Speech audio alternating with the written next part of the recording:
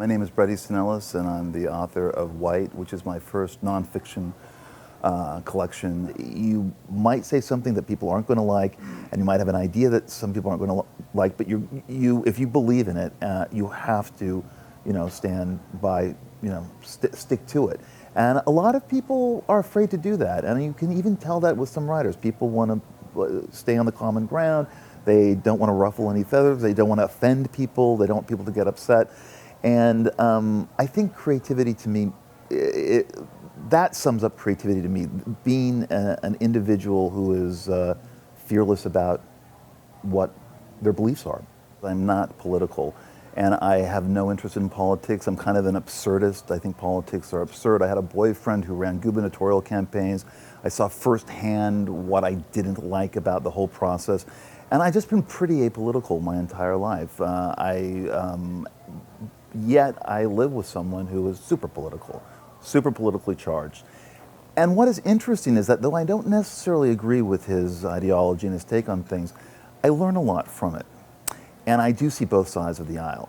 And I do live in I don't live in a bubble. I live in a mixed world where I know people on one side of the aisle, I know people on the other side of the aisle, and then I live with a very extreme person who's way far on the other side. For some reason, as a writer, I've noticed that style is everything. That you can have any character in the world, you can have the best story in the world. If you don't have a voice selling it, if you don't have a style, you really don't have anything.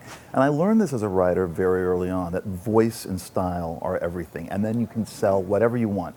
And I noticed this also in film, and it's just something that I've been very aware of. A message movie for me is not as interesting as, say, the flourish of spectacle. And that's something that interests me. I mean, I suppose you can have both, but I don't know, I'm much more drawn to the purity of genre. And I know there was this big controversy last week with this New Yorker piece about me, a New Yorker interview, which was kind of like a prank. I got punked, I have to admit it. But one of the questions was, I say I'm not political, why are we going here? And he said, well, then you shouldn't have written a political book. And I don't see this book as political at all. I mean, I think I mentioned Trump in it far less than I mentioned him in American Psycho, was when the era that I first noticed Trump and first had problems with Trump. And I think because I got that out of my system then, my boyfriend thinks I have a kind of laissez-faire attitude about it, when I should be a lot angrier and upset about everything. Being asked about politics is, I don't know, you can get me there to a certain place, but I just don't know how much they interest me as someone who's an ironist. And also, quite honestly, as what this book was going to be called, a white privileged male, which the book does talk about. I mean, am I exempt in some ways from the hard realities of what happens when politics, change gears, change hands? And you can look at my books and see them as very political works, especially American Psycho has been looked at as one.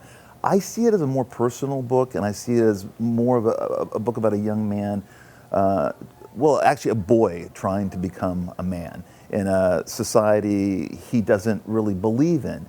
That to me seems to be a very universal story, and I think that's one of the reasons why that book has carried on. I don't know if it's the politics of late century capitalism or, that really is what excites people so much about that book. I think there's a style to it. People talk about the style all the time, and they talk about the extremity of the character, and that seems to get people excited about the book. But I don't know. I mean, is certainly Glamorama, which was an international thriller. There were politics involved, and the main mystery stemmed from a political candidate's aspirations. So I don't know, but I don't look at myself as a political writer.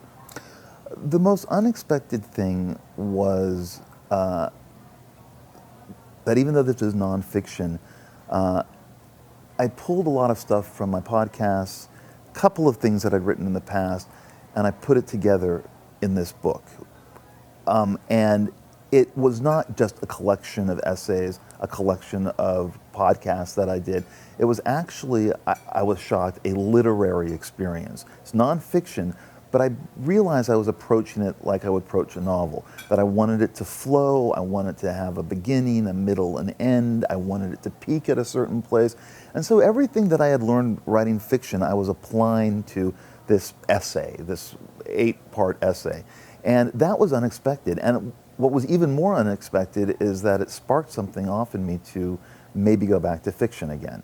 And I did not think that that was a possibility. And so I started thinking about this new novella, and maybe I shouldn't overthink the book because it took me a very long time to write many of my novels, and maybe to just do a really fast one that's fun, that's, maybe for people instead of just for myself.